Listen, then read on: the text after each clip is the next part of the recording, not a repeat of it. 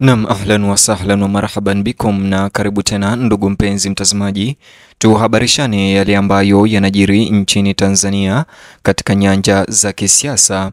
Rais Samia Suluhu avuliwa madaraka ya urais na chama cha upinzani Chadema katika barua nzito walioituma kwa Watanzania usiku huu.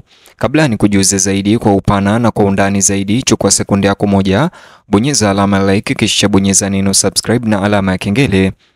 Nchini Tanzania usiku wa leo, hali ya wasiwasi inazidi kuongezeka baada ya chama cha upinzani Chadema kutoa tamko lenye nguvu katika barua, tamko ambalo pia ni la uchochezi hadharani la kukataa uhalali wa Rais Samia Suluhu Hassan na pia kukataa kuitambua tume aliyoiteua kuchunguza kile ambacho serikali inakiita kuwa ni matokeo ya uvunjifu wa amani ya Oktoba tarehe 29 wakati wa maandamano.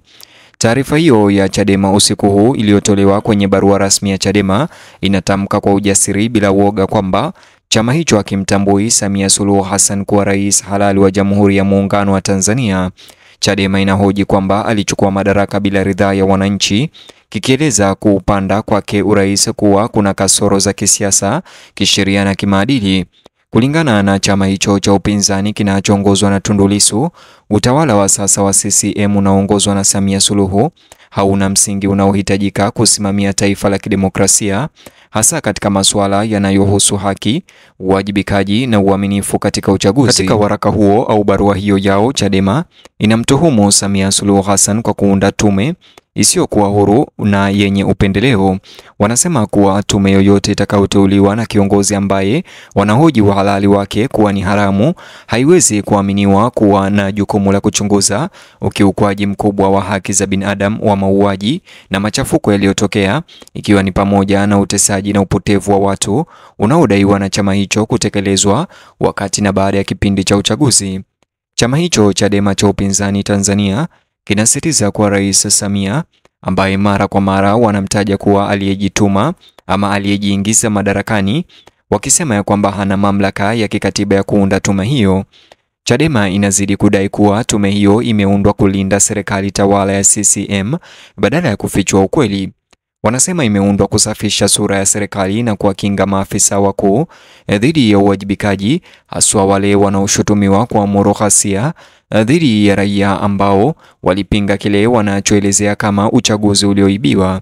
Chama kinadai kwamba chombo cha kweli cha uchunguzi lazima kichaguliwe kupitia mchakato wa uwazi wa wadau wengi unaojumuisha viongozi wa kidini, mashirika ya kiraia na wataalamu huru, badala ya kuundwa kwa upande mmoja na rais aliyepo mamlakani. Kiini cha hoja ya Chadema ni madai kwamba Samia Suluhu Hassan hana mamlaka ya urais anayodai kuwa nayo.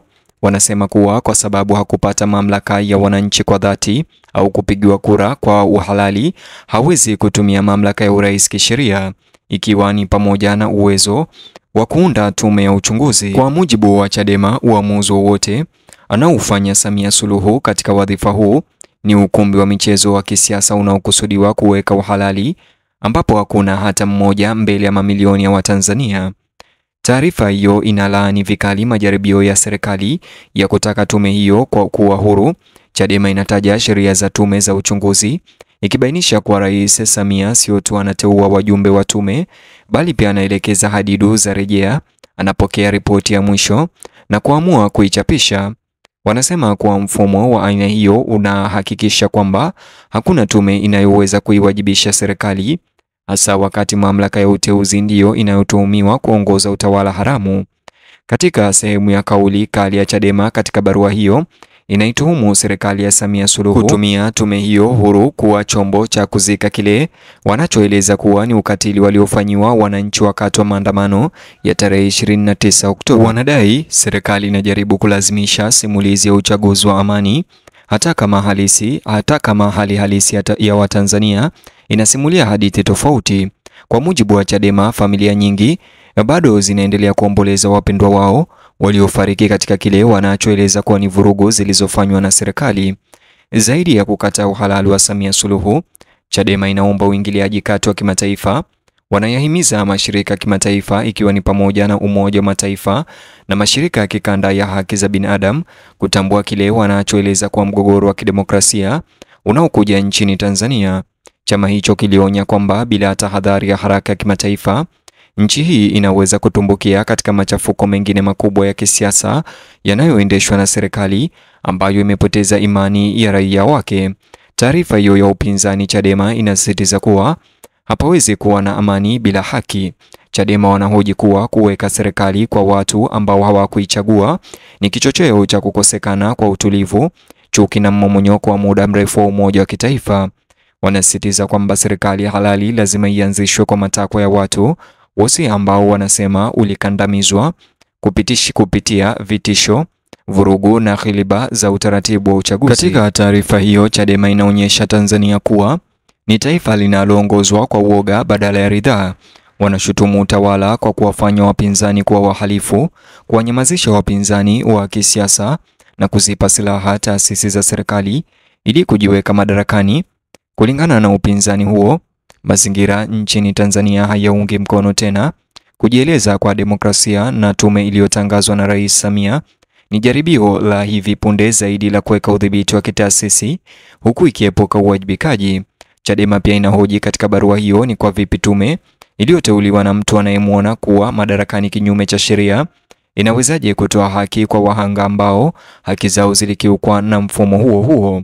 Wanasema kuwa wale wanaodaiwa kufanya unyanyasaji hawawezi kutarajiwa kujichunguza wenyewe kwa uaminifu. Chama hicho kinasema mchanganyiko huu unafichua kutokuwa na ukweli wa kisiasa nyuma ya ishara za umma za maridhiano.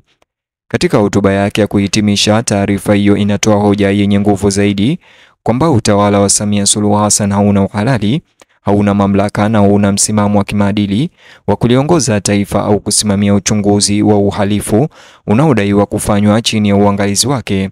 Chadema inaonya kwamba Tanzania iko kwenye hatua ya mabadiliko na kwamba mustakabali wa nchi unategemea kutambua ukweli, kuheshimu kanuni za kidemokrasia na kurejesha mamlaka kwa wananchi. Upinzani unasisitiza kuwa vita vya kidemokrasia nchini Tanzania vitaendelea bila kujali shinikizo la serikali.